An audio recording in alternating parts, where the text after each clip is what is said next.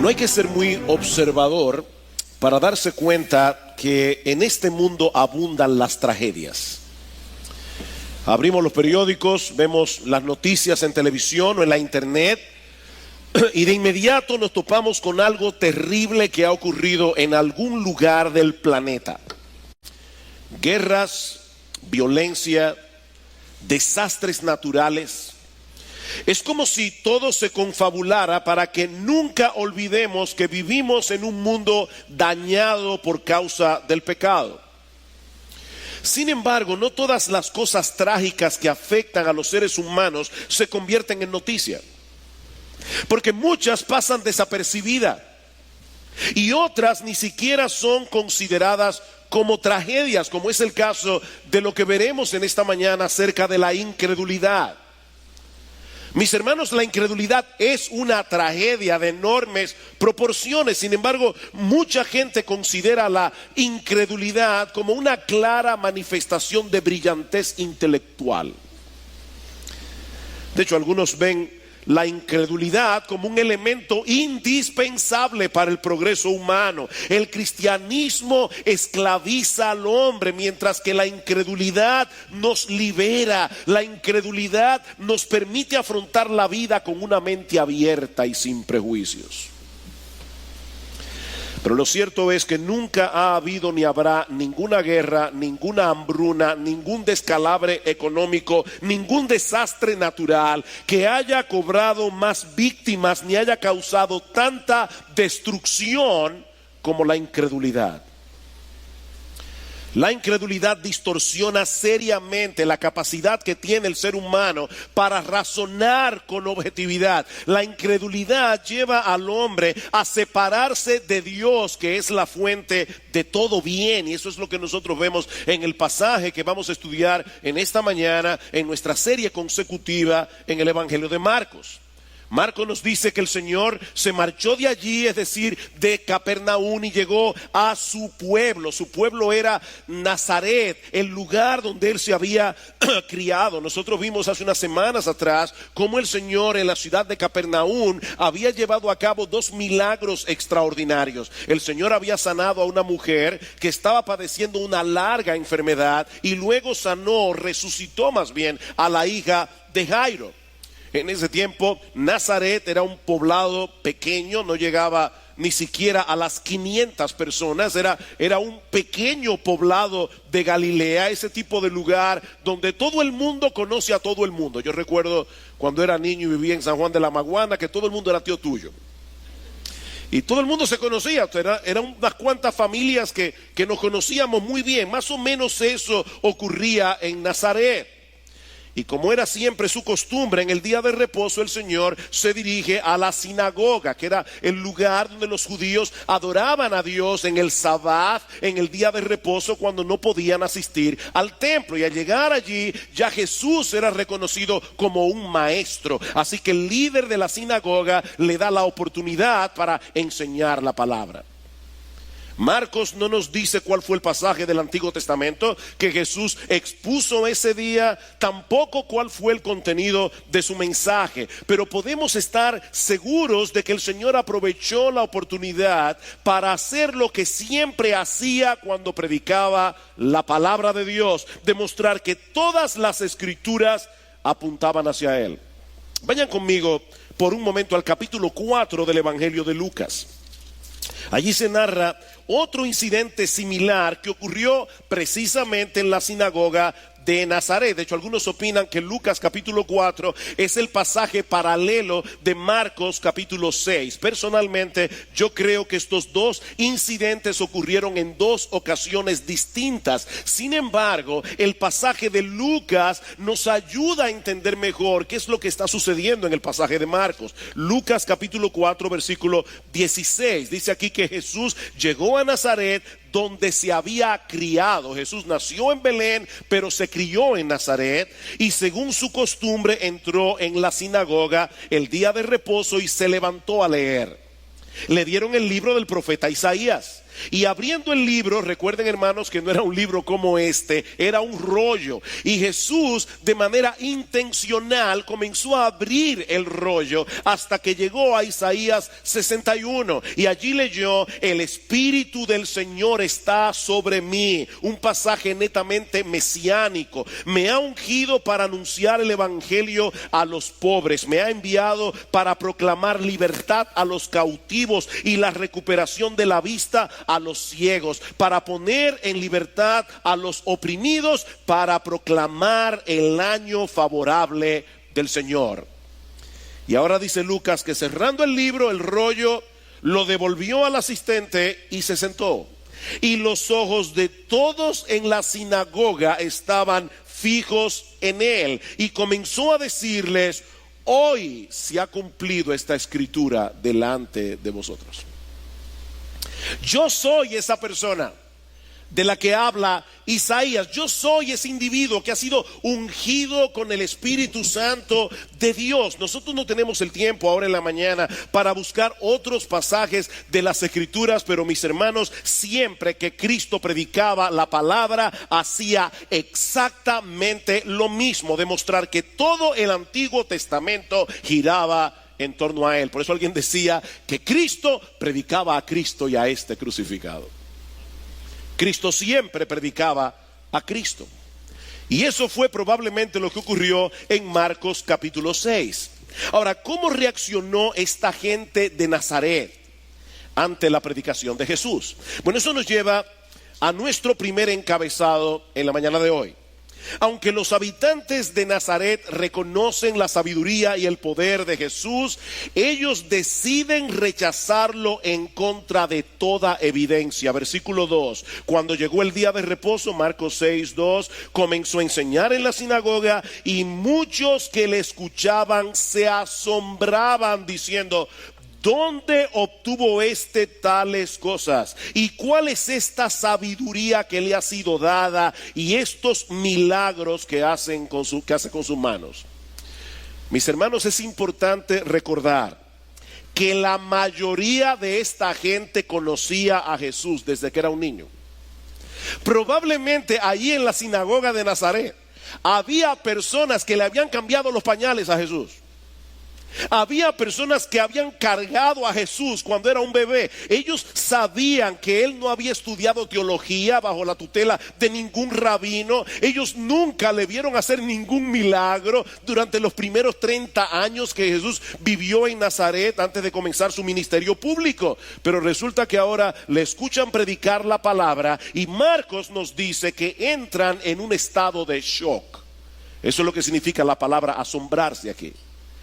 Ellos estaban boquiabiertos, ellos estaban atónitos porque nunca en su vida habían escuchado a nadie predicar y enseñar las Escrituras de esa manera. Ellos nunca habían visto a nadie llevar a cabo los milagros que el Señor hacía. Pero en vez de postrarse delante de él y aceptarle como Señor, la gente de Nazaret reacciona con una extraña mezcla de sorpresa y de incredulidad.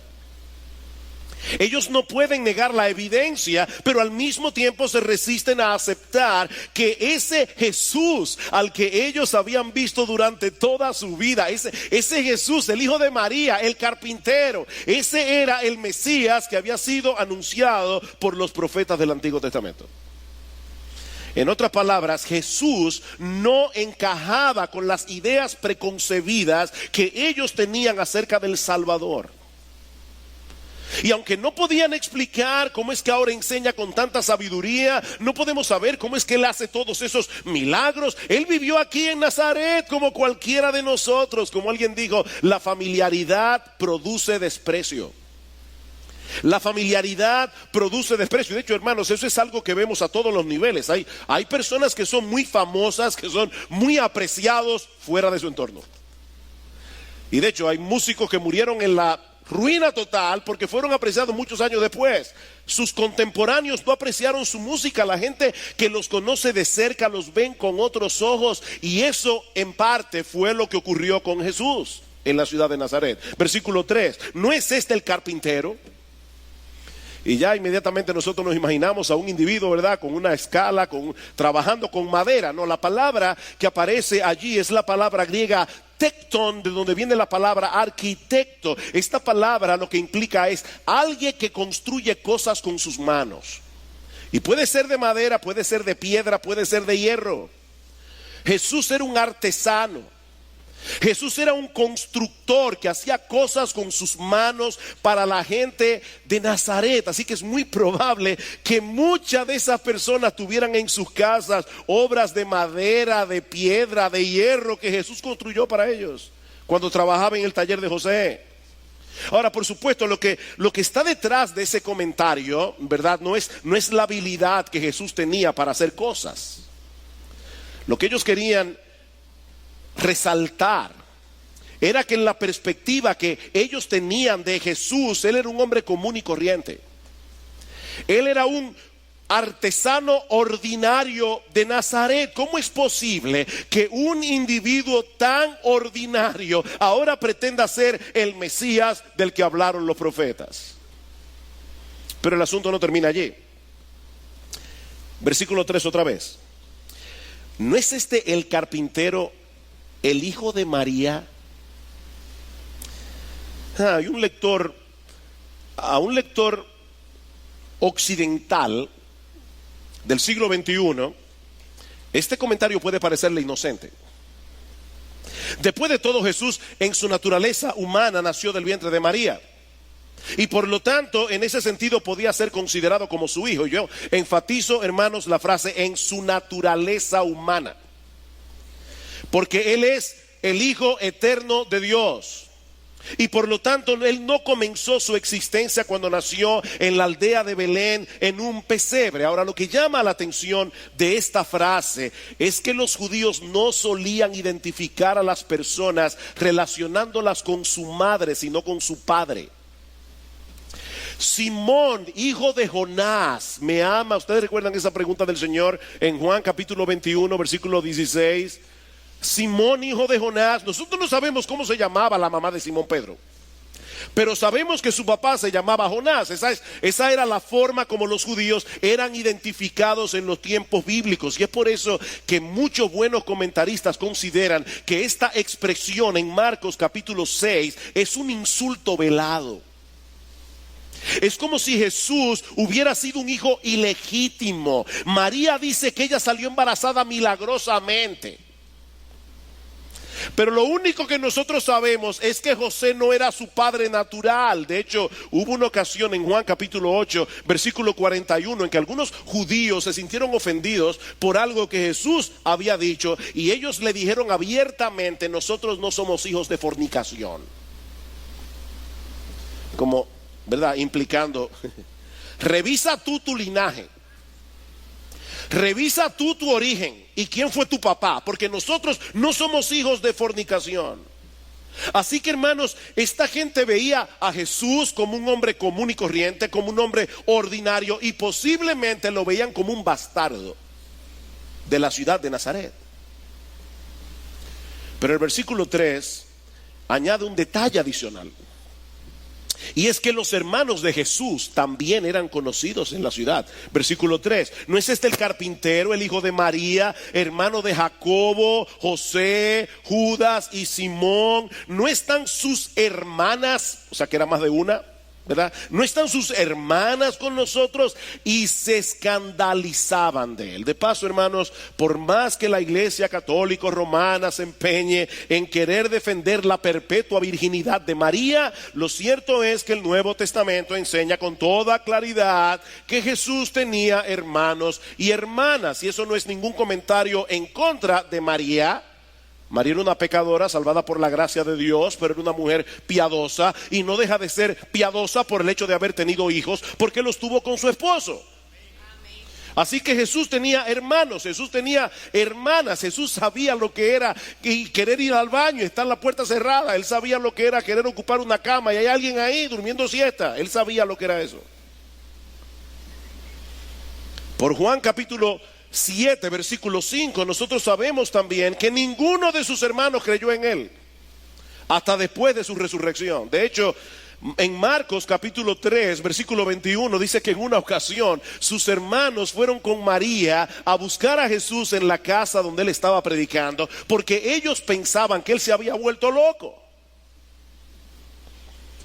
Así que, hermanos, Jesús era demasiado conocido en Nazaret para que lo tomaran en serio. Demasiado conocido. Ahora, yo quiero proponerles en esta mañana que esa misma familiaridad agravaba el pecado de esta gente en vez de excusarlo. Yo estaba tratando de imaginarme la escena. Jesús en Nazaret. Mis hermanos, estas personas llegaron a conocer a Jesús en todas las etapas de su vida. Y en el caso particular de sus hermanos, ellos compartieron íntimamente con él en muchas situaciones distintas. Y ellos tenían que haberse dado cuenta de que Jesús era diferente. Recuerden que Jesús es Dios hecho hombre. Y como hombre, él era en todo semejante a nosotros, excepto una cosa: él no tenía pecado. Él era sin pecado. Jesús nunca dijo una mentira a lo largo de toda su vida. Nunca. Jesús nunca manifestó el más mínimo rasgo de orgullo o de egoísmo. Jesús nunca hizo trampa jugando con sus amigos. Nunca se fijó en un examen. Jesús nunca desobedeció a sus padres terrenales. Nunca, ni en la más mínima cosa, aunque él era el Hijo de Dios. Él fue como hombre sencillamente perfecto. Y la perfección difícilmente puede pasar desapercibida en un mundo tan dañado como el nuestro.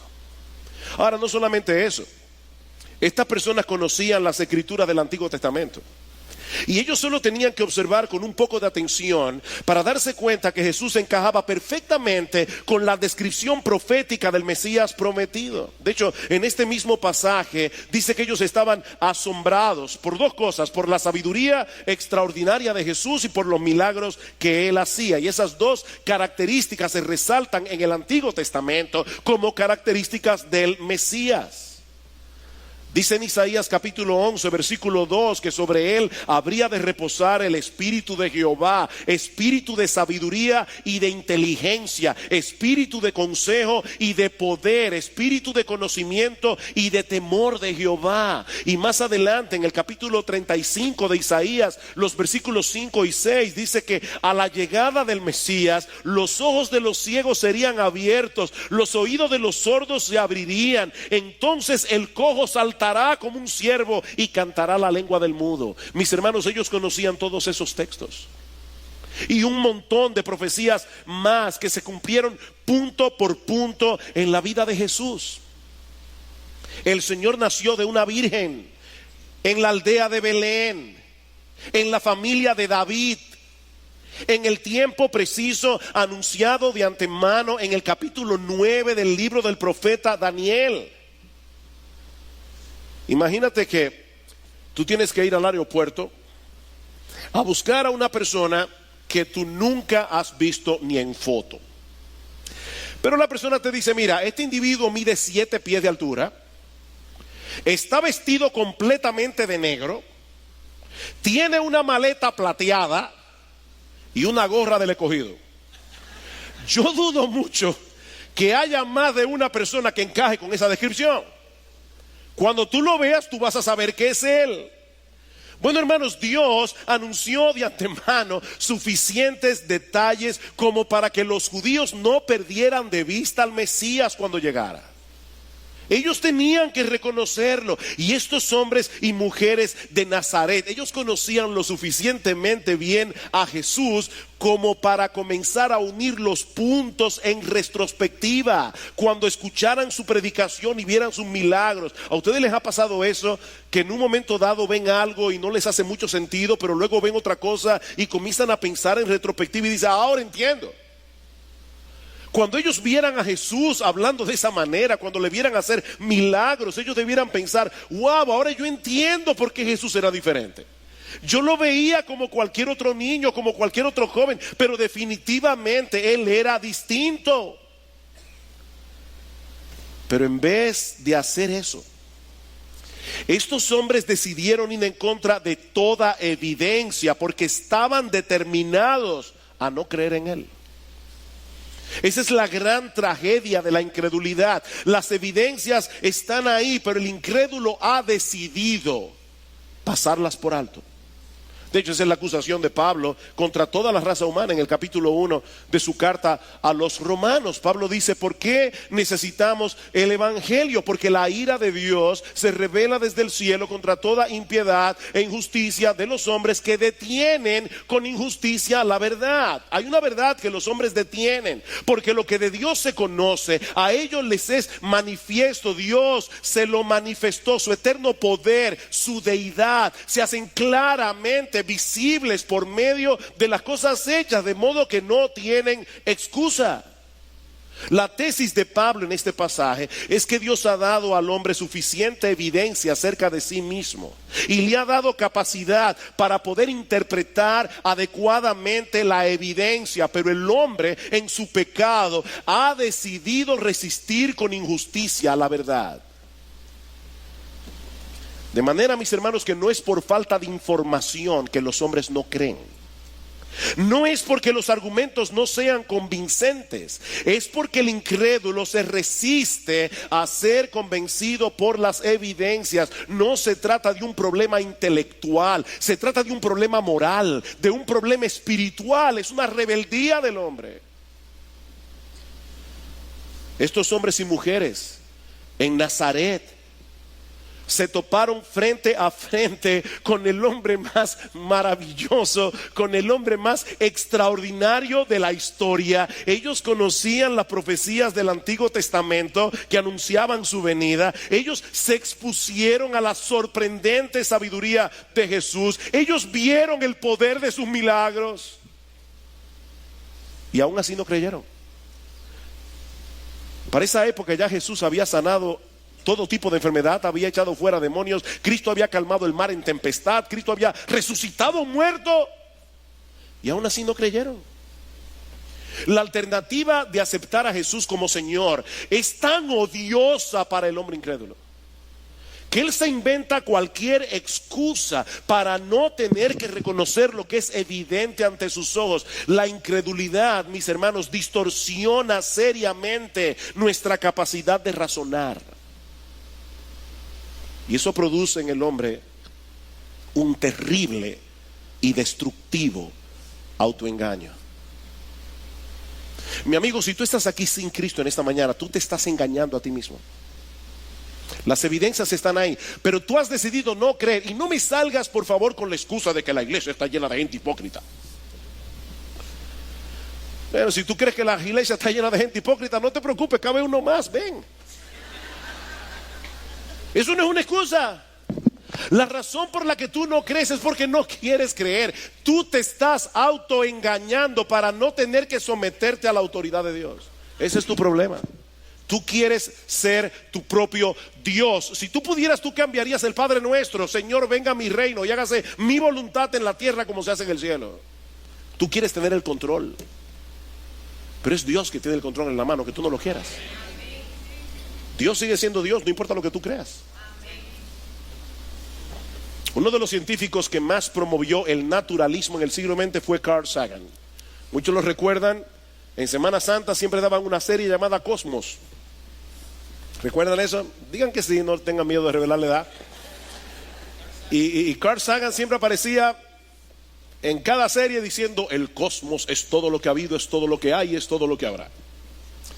El naturalismo, para los que no están familiarizados con esa terminología, es la filosofía que enseña que todas las cosas que existen tienen una explicación meramente natural. No tenemos que recurrir al Dios de la Biblia para explicar la existencia del universo. Todo se reduce a un montón de procesos naturales que de manera accidental y fortuita produjeron todas las cosas que existen. Eso es lo que enseña el naturalismo. Carl Sagan escribió una novela titulada Contacto, y esa novela fue llevada luego al cine. Y la trama de esta novela o de esta película luego es que un grupo de astrónomos parecen detectar la existencia de vida extraterrestre. Ellos están estudiando millones de señales de radio procedente del espacio y de repente ellos descubren una secuencia de números primos desde el número 2 hasta el número 101. Cuando hablamos de números primos nos estamos refiriendo a ese tipo de número que solo se puede dividir entre sí mismo y la unidad. El 2, el 3, el 5, el 7, el 11 son números primos. De manera que estos astrónomos comienzan a escuchar una secuencia a través de pulsos y pausas que los llevan a entender que alguien está tratando de comunicarse con ellos. Por ejemplo, el número 2 eran 2 pulsos y una pausa. El número 3, 3 pulsos y otra pausa, hasta llegar a una secuencia de 1126 pulsos y pausas que abarcaban todos los números primos desde el 2 hasta el 101. Y por supuesto, es absolutamente imposible que esas señales secuenciales se produzcan en el espacio por pura casualidad. Así que estos científicos tan inteligentes concluyen que tenía que ser producida por seres inteligentes de otros planetas. Porque una información inteligente requiere una fuente inteligente que la produzca, ¿verdad? Una conclusión brillante.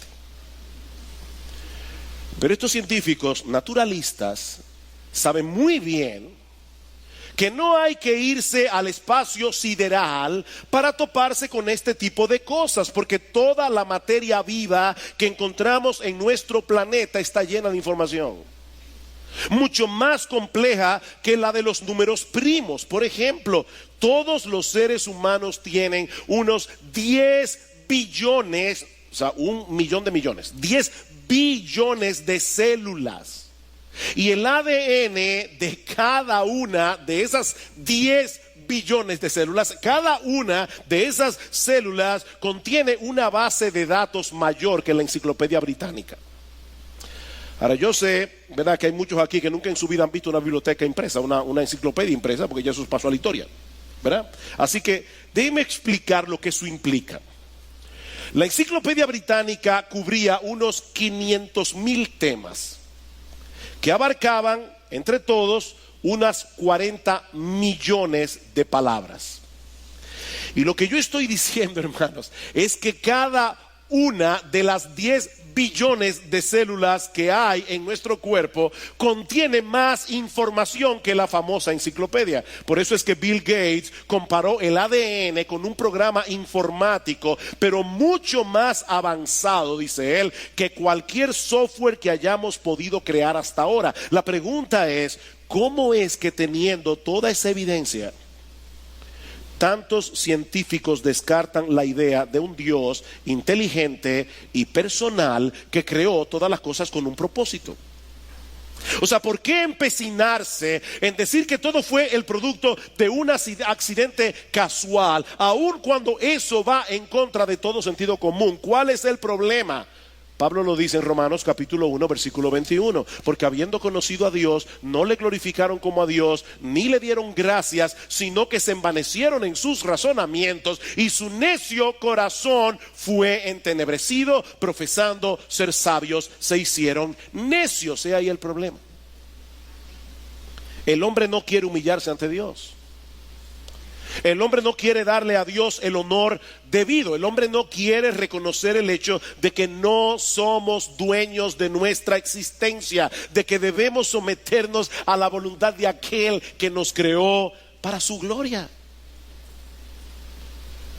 Estos hombres y mujeres de Nazaret se escandalizaron de Jesús. Y la idea es que se sintieron profundamente ofendidos. No porque hubiera nada malo en él, sino porque él no encajaba con la idea preconcebida que ellos tenían del Mesías. Ellos esperaban a otro tipo de gente. Y de hecho, de paso, eso también fue profetizado. Porque en Isaías capítulo 53, ¿cómo comienza el profeta? ¿Quién ha creído a nuestro anuncio? ¿Sobre quién se ha manifestado el brazo de Jehová? Subirá cual renuevo delante de él, y como raíz de tierra seca. No hay parecer en él ni hermosura. Si tú hubieras podido entrar en el túnel del tiempo y llegar a Nazaret cuando Jesús estaba creciendo allí, cuando Jesús estaba caminando por las calles de Nazaret, tú no hubieras sabido quién Él es. No había nada especial en Jesús. Él no tenía un halo de santidad ni una luz que salía de su cara.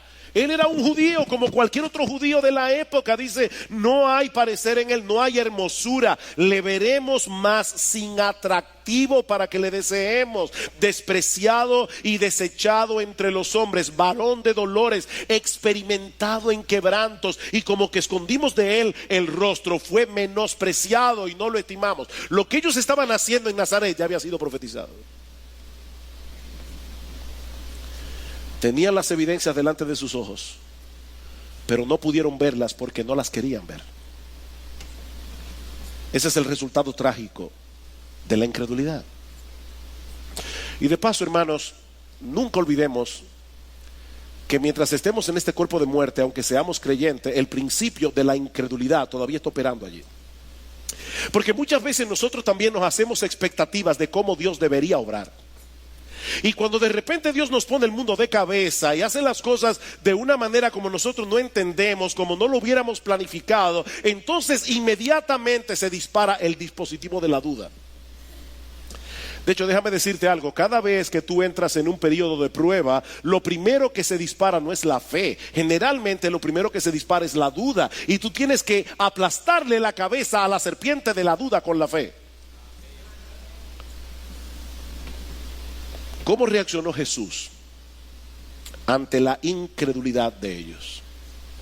Eso nos lleva a mi segundo encabezado. La reacción de Jesús a la incredulidad de la gente en Nazaret, versículo 4. Y Jesús les dijo, no hay profeta sin honra. ¿Escucharon esa palabra? Profeta sin honra, sino en su propia tierra y entre sus parientes y en su propia casa. El Señor no fue indiferente a la incredulidad de esta gente, porque la incredulidad implica un terrible insulto en contra de Dios. Mi amigo, yo quiero que tú entiendas en esta mañana que cuando te niegas a creer en Dios, tú estás insultando a Dios, tú estás deshonrando a Dios. De hecho, vean una vez más la pregunta del versículo 2. Cuando llegó el día de reposo, comenzó a enseñar en la sinagoga y muchos que le escuchaban se asombraban diciendo, ¿dónde obtuvo tales cosas?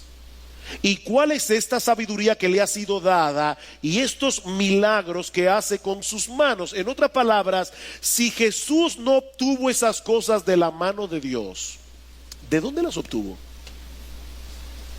¿Cuál es la alternativa? Porque, mi amigo, no existen muchas opciones. Cuando uno se enfrenta con una persona como Jesús, no hay términos medios. O tú lo aceptas como el Dios encarnado y como Señor de tu vida, o tú tienes que llegar a la conclusión de que él era un loco o un endemoniado.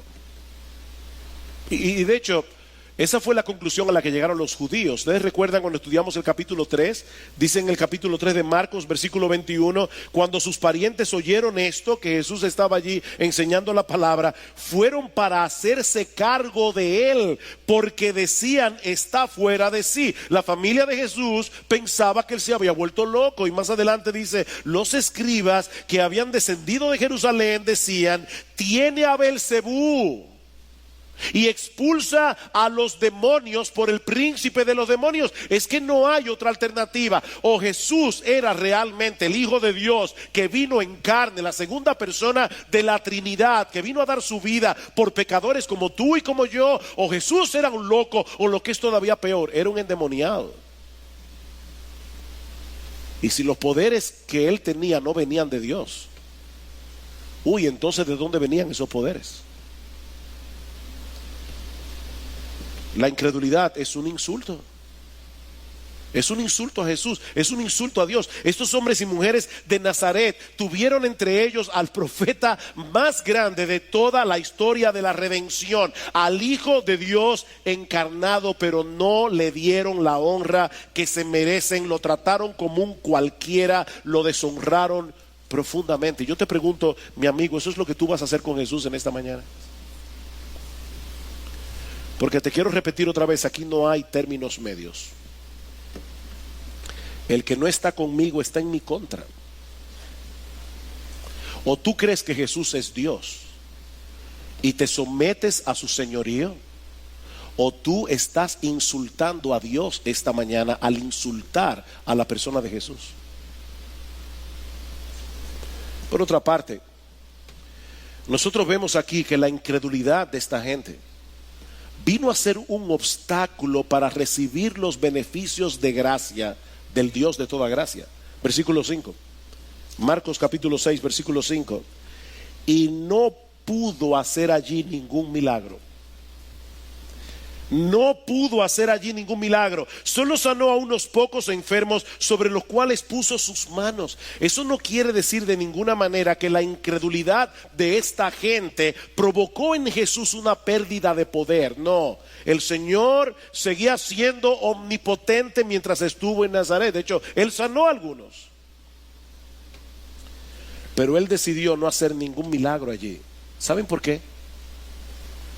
Porque no tenía sentido que lo hiciera. Él decidió, Cristo limitó su poder, Él mismo decidió no hacer milagros allí, por causa de la incredulidad de ellos, porque no tenía sentido que los hiciera. Alguien ha dicho: los milagros de Jesús no eran trucos mágicos para probar lo poderoso que Él era, sino más bien señales del reino que mostraban su poder redentor en operación. Sus milagros, dice este autor, siempre sanaron, siempre restauraron, siempre liberaron a las personas, revelando de esa manera cómo debemos encontrarle a Él por medio de la fe, para que nuestras vidas sean transformadas por Él.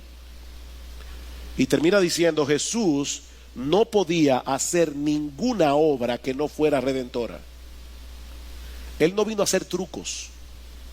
Él no vino a hacer milagros simplemente por el hecho de hacer milagros. La incredulidad no limita el poder de Dios, pero hermanos, la incredulidad nos roba de la oportunidad de ser recipientes de su gracia, porque no tiene sentido recibir un beneficio de parte de Dios que no nos lleve a tener con Él una relación por medio de la fe. No tiene sentido.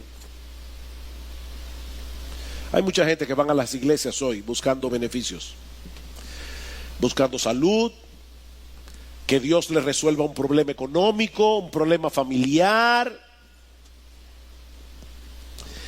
Mi amigo, déjame decirte algo.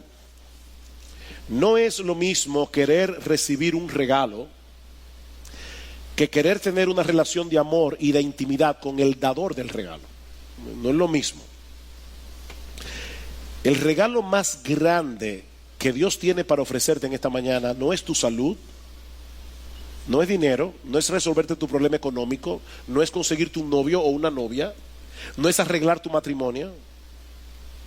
El regalo más grande que Dios tiene para ofrecerte es Él mismo. Él es el regalo más grande.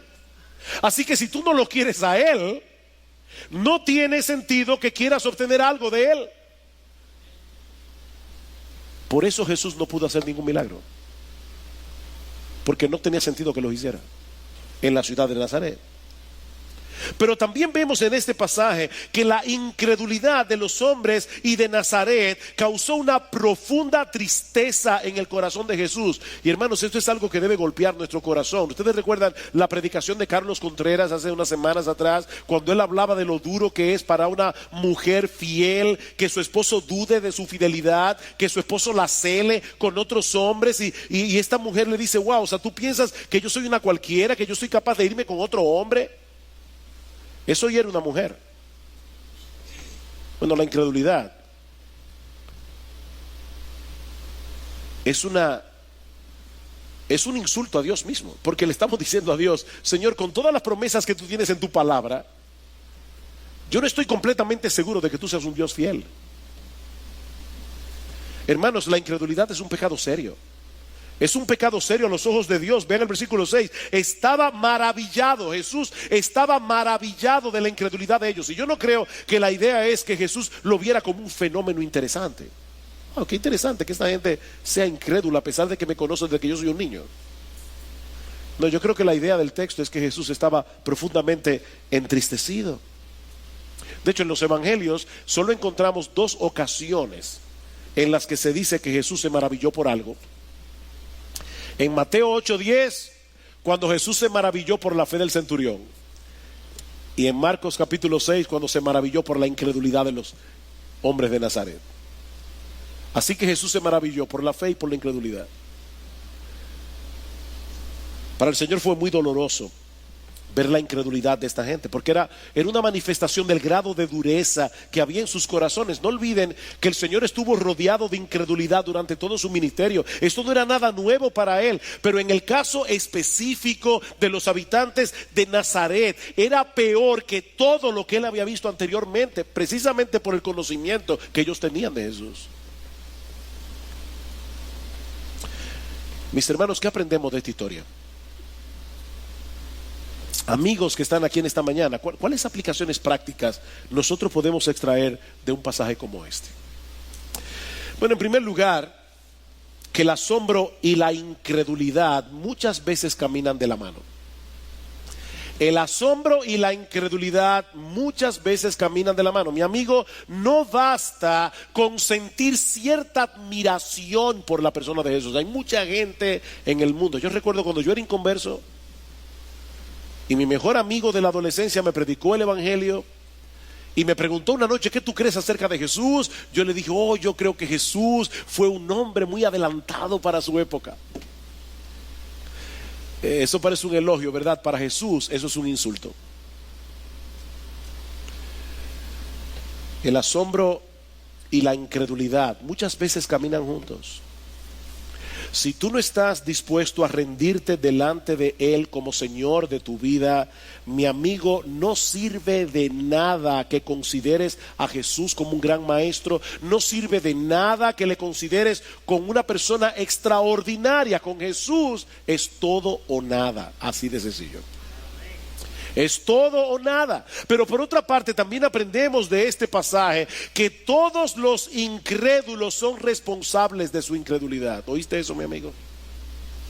Tú eres incrédulo porque tú quieres serlo. Tú eres incrédulo porque tú has decidido ser incrédulo. Tú eres incrédulo porque tú no quieres someterte a Dios. Tú eres incrédulo porque tú te rehusas a aceptar el señorío de Dios sobre tu vida. Tú eres incrédulo porque tú quieres ser tu propio Dios. El hombre es responsable de su incredulidad. Ahora, increíblemente también aprendemos de este pasaje que debido a la condición espiritual del hombre, es tan sorprendente que un hombre se rehúse a creer a que crea. Debido a la condición espiritual del hombre, es sorprendente que una persona, un ser humano racional, ante toda la evidencia de Dios, él se rehúse a creer. Eso es sorprendente. Ahora, debido a que el hombre en su pecado no quiere creer, es sorprendente que crea. Cristo se maravilló de la fe del centurión. A Cristo le maravilló las dos cosas, la incredulidad y la fe, porque solo Dios, por su gracia, puede obrar en el corazón de un incrédulo y hacerlo creer. En otras palabras, tú eres responsable de tu incredulidad, pero si algún día por la gracia de Dios tú llegas a creer en Cristo, la gloria le corresponde únicamente a Dios, porque fue Dios el que tuvo que vencer la obstinación de tu corazón para que tú llegues a creer. La fe es un regalo de Dios. La fe no es tan sencillo como alguna gente piensa que es. De hecho, Pablo dice en Efesios capítulo 1, yo le oro a Dios para que ustedes puedan ver la súper eminente grandeza de su poder que operó para con vosotros los que creen. Para que tú puedas creer, Dios tiene que resucitarte espiritualmente. Tú eres responsable de tu incredulidad, pero Dios es responsable de tu salvación, porque la salvación es de Jehová. ¿Recuerdan a aquel hombre cuando se acercó al Señor a pedirle que sanara a su hijo y Cristo le dice, si crees, todo es posible? Y este hombre rápidamente dijo, Señor, yo creo, y parece que después lo pensó mejor. Bueno, ayuda a mi incredulidad. Ayuda a mi incredulidad. Tú puedes pedirle eso a Dios en esta mañana. Tú puedes allí donde estás decir, Señor, yo reconozco delante de ti, yo soy un incrédulo, yo tengo un corazón endurecido, yo tengo un corazón de piedra, pero yo te pido por favor que tengas misericordia de mí. Yo te pido que transforme mi incredulidad en fe. Por otro lado, también aprendemos de este pasaje que nosotros también, los creyentes, recibiremos el impacto de la incredulidad al predicar el evangelio en el mundo. ¿Con quién andaba Jesús aquí? Andaba con sus discípulos, dice en el versículo 1. Y Cristo quería que ellos vivieran esa experiencia, porque más adelante, en el texto que veremos la semana que viene, dice en el versículo 11, Cristo está dándole órdenes a sus discípulos para enviarlos a predicar, y les dice, en cualquier lugar que no os reciban ni os escuchen, al salir de allí, sacudid el polvo de la planta de vuestros pies en testimonio contra ellos. Cristo les está diciendo, ustedes vieron lo que me hicieron en Nazaret, a ustedes les van a hacer exactamente lo mismo. Yo sé que hay muchos de ustedes aquí que oran por sus familiares inconversos y sufren el hecho de tener hermanos, hermanas que no creen en el Señor, padres, madres que no creen en el Señor, esposos, esposas que no creen en el Señor. Mi hermano, Jesús te entiende, porque Él vivió exactamente la misma experiencia, y nosotros vamos a experimentar al predicar el evangelio en el mundo lo mismo que Él experimentó. Ahora, lo último que aprendemos de este pasaje, y esto es glorioso, hermanos, es que la incredulidad puede ser vencida por el poder de Dios. Dice en el versículo 2, versículo 3, ¿no es este el carpintero, el hijo de María y el hermano de Jacobo? ¿Quién es este Jacobo? Este Jacobo no es otro que Santiago, el que escribió la epístola de Santiago.